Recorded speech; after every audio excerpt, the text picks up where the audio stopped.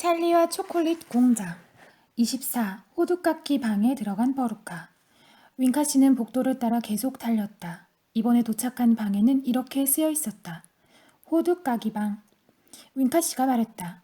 여기서 잠깐 숨을 돌리죠. 유리창으로 들여다보세요. 하지만 안으로 들어가지는 마십시오. 다람쥐들이 불안해하니까요. 찰리가 말했다. 할아버지, 저것 좀 보세요. 버루카 솔트도 소리쳤다. 다람쥐잖아. 마이크 TV도 신기한 모양이었다. 야, 요거 봐라. 정말 놀라운 광경이었다. 100마리나 되는 다람쥐들이 커다란 탁자를 빙 둘러놓인 등받이 없는 높은 의자에 앉아 있었다. 탁자에는 엄청나게 많은 호두가 잔뜩 쌓여 있었다. 다람쥐들은 눈알이 빙빙 돌 정도로 빠르게 호두 껍질을 까고 있었다. 윙카 씨가 설명했다. 호두에서 알맹이를 꺼내는 특별한 훈련을 받은 놈들이죠. 마이크 TV가 물었다. 왜 룸파룸파 사람들을 시키지 않나요? 윙카 씨가 대답했다. 움파루파 사람들은 단단한 호두 껍질에서 알맹이를 고스란히 빼내지 못하거든. 늘 부스러뜨기 일수야. 다람쥐 말고는 알맹이를 온전하게 꺼내는 걸 보지 못했어. 대단히 까다로운 작업이거든.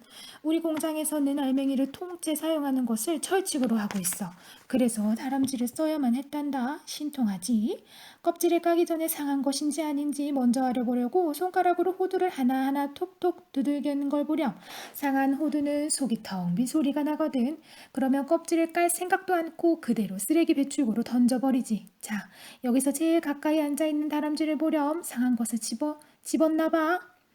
다람쥐 한 마리가 손가락 마디로 호두를 톡톡 두들겼다. 다람쥐는 호두에 고개를 모로대고 귀를 기울여 보더니 어깨 너머로 호두를 휙 던져버렸다. 호두는 마루에 나 있는 커다란 구멍 속으로 사라졌다. 버루카 솔트가 갑자기 큰 소리로 외쳤다. 엄마, 마음을 정했어요. 다람쥐를 가질래요. 저 다람쥐 한 마리만 잡아주세요. 예, 억지 부리면 안 돼. 윙카 씨가 다람쥐잖니. 버루카 엄마는 딸을 달랬다. 버루카는 막무가내였다. 상관없어요. 한 마리만요. 집에 있는 거라고는 개 2마리하고 고양이 4마리, 그리고 토끼 6마리에다 인코 2마리, 카나리아 3마리, 그리고 초록색 앵무새 1마리, 거북이 1마리, 그리고 군붕어가 든 어항과 하얀 쥐랑 바보 같은 늙은 햄스터 뿐이잖아요. 난 다람쥐가 갖고 싶다고요. 버루카 엄마는 아이를 구슬렸다. 알았어, 알았다니까. 엄마가 될 수 있는 대로 빨리 다람쥐 한 마리 구해줄게. 버루카는 소리를 질렀다. 보통 다람쥐는 필요 없어요. 난 제대로 훈련받은 다람쥐가 갖고 싶어요. 그러자 버루카의 아빠인 솔트 씨가 나섰다. 솔트 씨는 돈이 가득 든 지갑을 꺼내면서 도도한 태도로 제의했다. 좋습니다, 윙카 씨. 다람쥐 한 마리 얼마면 되겠습니까? 부르시는 대로 드리지요. 윙카 씨가 대답했다. 다람쥐는 파는 물건이 아닙니다. 따님은 다람쥐를 가질 수 없어요. 버루카는 신경질적으로 소리쳤다. 아저씨가 뭔데 안 된다는 거예요? 그럼 내가 지금 한 마리 잡아올 거예요. 안 돼! 윙카 씨는 황급히 소리를 치며 말리려고 했지만 이미 엎질러진 물이었다. 버루카는 벌써 문을 쾅 열어젖히고 호두까기 방 안으로 뛰어들어가 버렸다. 버루카가 방 안으로 들어서는 순간 100마리 다람쥐들이 일제히 일을 멈추고 까만 구슬 같은 눈으로 버루카를 무섭게 노려보았다. 버루카 솔트도 딱 멈춰서서 다람쥐를 쳐다보았다. 버루카의 시선은 탁자 맨 가장자리, 그러니까 문 쪽에 가장 가까이 있는 조그맣고 귀여운 다람쥐에게 쏠렸다. 다람쥐는 앞발에 호두알을 들고 있었다. 버루카가 말했다. 좋아, 널 가지겠어. 버루카가 다람쥐를 잡으려고 팔을 뻗는 순간, 손이 앞으로 나가는 바로 그 순간 번개가 치듯 재빠른 움직임이 있었다. 갈색의 번개라고나 할까? 탁자에 둘러앉았던 다람쥐들이 한꺼번에 뛰어오르더니 버루카에게 달려든 것이다. 25마리의 다람쥐가 버루카의 오른팔을 잡아 바닥에 고정시켰다. 다른 25마리는 왼팔을 잡아 꼼짝 못하게 눌렀다. 나머지 다람쥐들 중 25마리가 오른쪽 다리를 붙들고 늘어졌다. 24마리가 왼쪽 다리를 잡았다. 마지막 남은 다람쥐 한 마리, 아마도 대장인 듯한 다람쥐가 버루카의 어깨로 올라가더니 손가락 마디로 가엾은 버루카의 머리를 톡톡톡 두들겼다. 버루카 엄마가 비명을 질렀다. 우리 아이를 구해줘요. 버루카 돌아와. 저것들이 우리 아이한테 무슨 짓을 하는 거죠? 윙카 씨가 대답했다. 상한 호두인지 아닌지 알아보는 중인가 봅니다. 잘 보세요. 버루카는 온 힘을 다해 버둥거려 보았다. 하지만 다람쥐들이 얼마나 단단히 붙잡고 있었던지 꿈쩍도 할 수 없었다. 대장 다람쥐가 이번엔 버루카의 옆머리를 톡톡톡 두들겼다.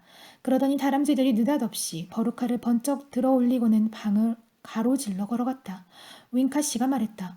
오, 상한 것이라고 결론을 내렸나 보군요. 머릿속에서 텅 빈 소리가 났던 게 틀림없어요. 버룩하는 온몸을 비틀며 비명을 질렀지만 아무 소용이 없었다. 다람쥐들은 자그마하기는 해도 힘은 대단한 모양이었다. 버루카가 빠져나올 방법은 전혀 없었다. 버루카 엄마가 날카롭게 소리쳤다. 도대체 우리 딸을 어디로 데려가는 거죠? 윙카 씨가 대답했다. 상한 호두를 버리는 곳이겠죠.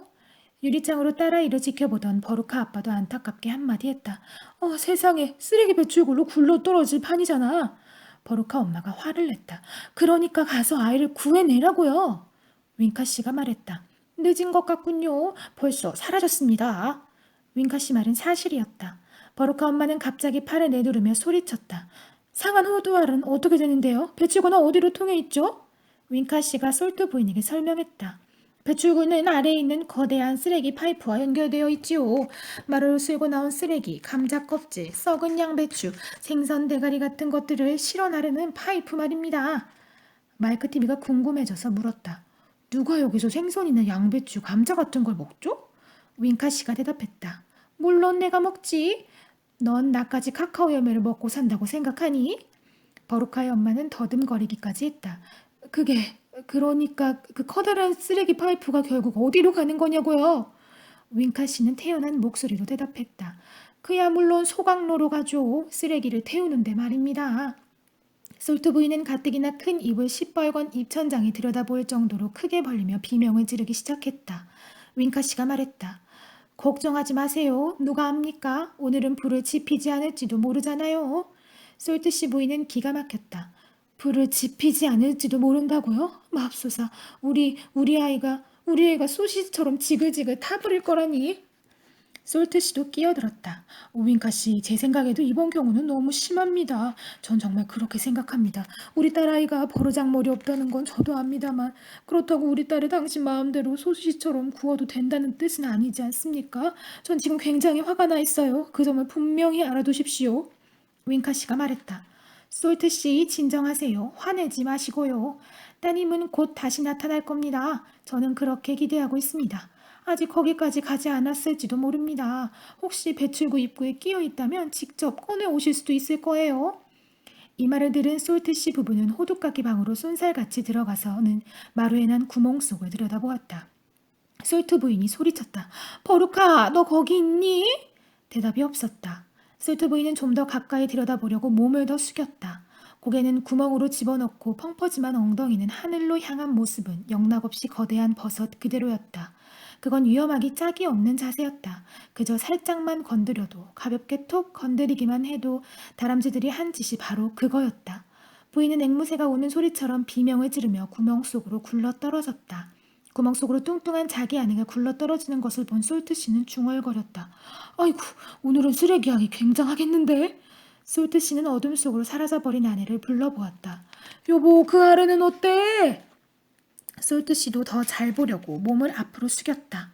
다람쥐들이 이때다 하며 솔트 씨 뒤로 돌진해 갔다. 사람 살려! 솔트 씨가 비명을 질렀다. 하지만 이미 솔트 씨는 눈 깜짝할 사이에 먼저 간 딸과 아내를 따라 쓰레기 배출구 속으로 굴러 떨어져 버렸다. 일행과 함께 이 광경을 지켜보던 찰리는 걱정이 되었다. 아저씨, 도대체 저 집 식구들은 어떻게 되는 거죠? 윙카 씨가 대답했다. 누군가가 쓰레기 배출구 밑에서 잡아주기를 바랄 수밖에. 찰리가 다시 물었다. 하지만 엄청나게 크다는 소각로는요? 하루 걸러 한 번 불을 지피는데 어쩌면 오늘을 불을 떼지 않을지도 몰라. 나도 자신은 없지만 운이 좋으면. 조 할아버지가 말했다. 쉿, 조용히 해봐요. 또 노랫소리가 들려오고 있어요. 복도 어디에선가 북치는 소리가 들려왔다. 움파룸파 사람들이었다. 버루카 솔트 버르장머리 없는 아이 이제 쓰레기 배출구로 사라져버렸네. 이런 경우엔 일을 확실히 해둬야 하니 아이 부모도 함께 보냈지. 버루카가 내려간다. 쓰레기 배출구를 따라. 이쯤에서 얘기해줘야겠지. 가는 길에 여러 친구들을 만날 거야. 뒤에 남은 친구들처럼 단정하고 세련된 친구들은 아니겠지만 예를 들어 볼까? 생선 대가리가 있겠군. 오늘 아침 전라는 넌 없지. 대가리 넙지야 안녕 반갑다. 잘 부탁해. 조금 더 아래로 내려가면 또 다른 친구들이 기다릴 거야. 베이컨 껍질 썩은 돼지 비계, 곰팡이 핀 딱딱한 빵덩어리, 고무같이 딱딱한 스테이크, 굴찌개 먹고 남은 찌꺼기, 너무나 오래돼 회색으로 변해버린 소시지, 1500m 떨어진 데서도 악취가 풍기지. 상한 호두, 끔찍하게 썩은 배, 계단에 있던 고양이 또 그 밖에도 여러 가지가 있지. 고약한 냄새를 풍기는 친구들로만 모두 버루카가 만날 새 친구들이야. 그렇게 제멋대로 구니까 그런 대가를 치르는 거지. 그 모든 부끄러운 잘못을 버루카 솔트에게만 돌리는 게 옳은 일일까? 그 아이만의 잘못일까? 버릇없고 고약하지만 자네들도 알다시피 아이 혼자서 그렇게 되지는 않는다네. 누가 이 아이를 이렇게 버릇없게 키웠을까? 진짜 누굴까? 오냐오냐 하면 무슨 말이든 다 들어준 사람이 그런 못된 성질을 갖게 만든 것이 누구의 책임일까? 누가 그렇게 만든 거지? 슬프다 땡잔 밑이 어둡는 뭘 그리 멀리서 찾나? 이건 참으로 슬픈 일이네. 그들은 바로 그 아이의 사랑하는 엄마 아빠라네. 부모님까지 쓰레기 배출구로 보내고 나니 우리가 얼마나 기쁜지 모른다네. 25. 신기하고 놀라운 유리 엘리베이터. 윙카 씨가 말했다. 저도 처음이에요. 아이들이 토끼처럼 하나둘씩 사라져버리는 일은요. 그렇다고 걱정하실 필요는 없어요. 결국 무사할 테니까요. 자, 계속 갑시다. 복도에는 이제 얼마 되지 않는 일행이 서 있었다. 윙카 씨는 일행을 쳐다보았다. 아이는 마이크 TV와 찰리 버켓뿐이었다. 어린은 TBC 부부와 조 할아버지 이렇게 3명이었다. 마이크 TV가 말했다. 다리 아파 죽겠어요. 앉아서 텔레비전이나 봤으면 좋겠네. 윙카 씨가 말했다. 그래? 그럼 엘리베이터를 탈까? 자, 이쪽입니다. 타고 갑시다. 윙카 씨는 복도 건너편에 2개의 문이 마주보고 있는 곳으로 갔다. 문이 스르르 열렸다. 일행은 안으로 들어갔다. 윙카 씨가 물었다. 어느 단추를 먼저 누를까요? 한번 골라보세요. 찰리는 신기한 듯 주위를 두리번거렸다. 이런 엘리베이터는 처음이었다. 단추 모양의 스위치만으로 사방을 가득 메우다니.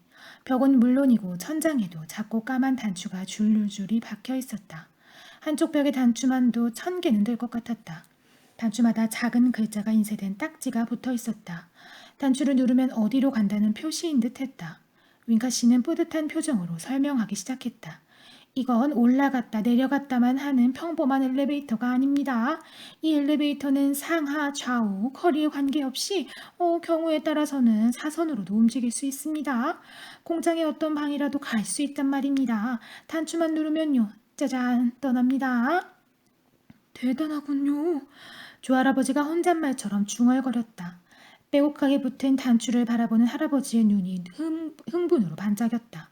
윙카 씨는 당당한 목소리로 설명을 덧붙였다. 엘리베이터는 문, 벽, 천장, 바닥 그 모든 것이 두껍고 투명한 유리로 만들었기 때문에 밖을 훤히 내다볼 수 있지요. 마이크 TV가 비아냥거리는 투로 말했다.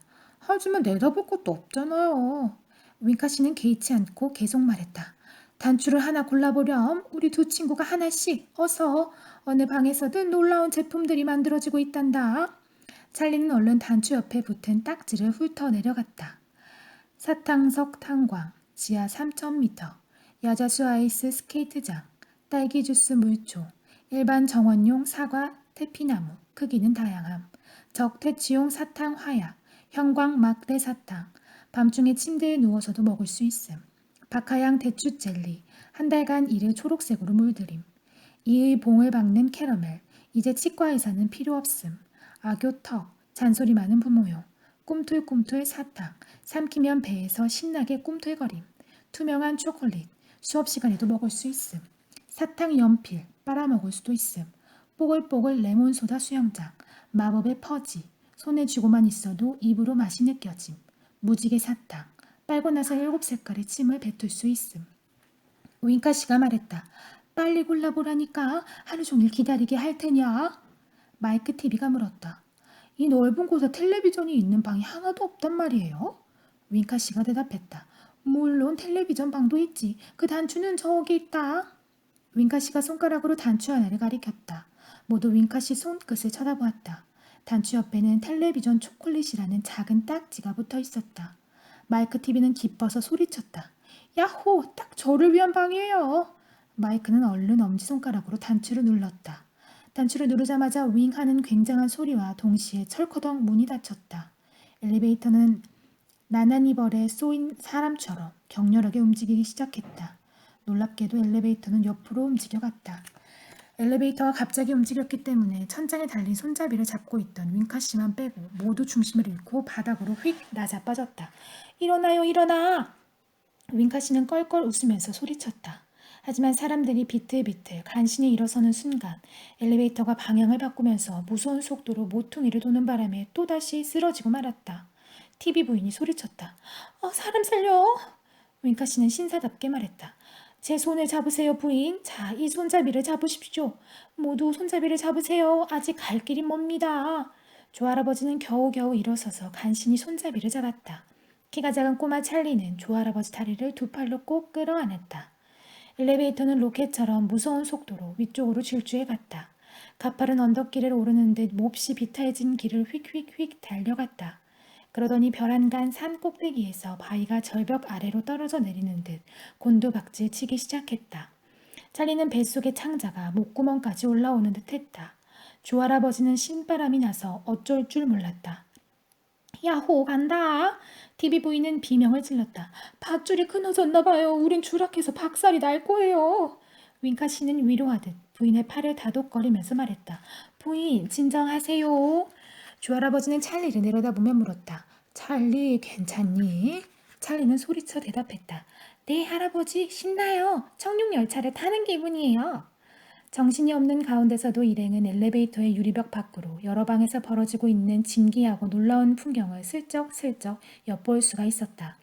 어느 방에선가는 끈끈한 갈색 물질이 굵직한 굴뚝에서 바닥으로 흐르고 있었다. 완전히 퍼지로만 이루어진 웅장하고 험준한 산이 있는 방에서는 움파룸파 사람들이 안전을 위해 몸에 밧줄을 메고 손도끼로 퍼지 덩어리를 깨고 있었다. 눈보라처럼 하얀 가루를 뿜어대는 기계, 김이 모락모락 나는 뜨거운 카라멜, 움파룸파 사람들이 사는 마을. 그곳에는 자그마한 집과 도로가 있고 길거리에는 12cm도 안 되는 움파룸파 아이들 수백 명이 뛰놀고 있었다. 엘리베이터는 평지를 달리면서부터 속도가 붙기 시작했다. 찰리는 사납게 부딪혀오는 바람 소리를 들었다. 엘리베이터는 앞으로 달려가다가 휙 방향을 틀기도 했고 다시 곧바른 길을 달리다가 모퉁이를 돌기도 했으며 위로 치솟다가는 아래로 곤두박질 치기도 했다. TV 부인이 누렇게 뜬 얼굴로 소리쳤다. 토할 것 같아요. 윙카 씨가 말했다. 제발 토하지는 말아주세요. 그럼 토하지 않게 어떻게 해봐요. 그럼 이거라도 받으세요. 윙카 씨는 실크 모자를 벗어 TV 부인의 턱 밑에 거꾸로 받쳐들었다. TV 씨도 떨리는 목소리로 소리를 질렀다. 이 끔찍한 기계 좀 멈춰주시오. 윙카 씨가 대답했다. 지금은 어떻게 할 수가 없습니다. 목적지에 도착하기 전에는 멈추지 않으니까요.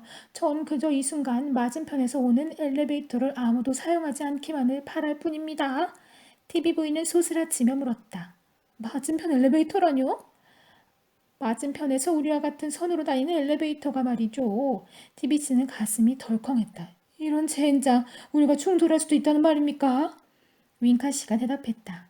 전 항상 운이 좋은 편입니다. 지금까지는 말이죠. TV 부인은 자지러지며 소리쳤다. 이젠 정말 토할 것 같아요. 윙카 씨가 외연했다. 안 됩니다. 지금은 안 돼요. 거의 다 왔어요. 제 모자를 못 쓰게 만들지 마세요. 다음 순간 삑하며 날카로운 브레이크 소리가 들렸다. 엘리베이터 속도가 느려지는가 싶더니 마침내 딱 멈추어 섰다. TBC는 얼굴에 비오듯 흐른 진땀을 손수건으로 닦아내며 말했다. 정말 대단하군요. TV 부인은 숨을 헐떡이며 말했다. 전 다시는 안 탈래요. 잠시 후 엘리베이터의 문이 열렸다. 윙카 씨는 사람들에게 미리 주의를 주었다. 잠깐만요. 이 방에서는 제발 부탁인데 조심들 하세요. 위험한 물건이 많거든요. 절대로 함부로 만지면 안 됩니다.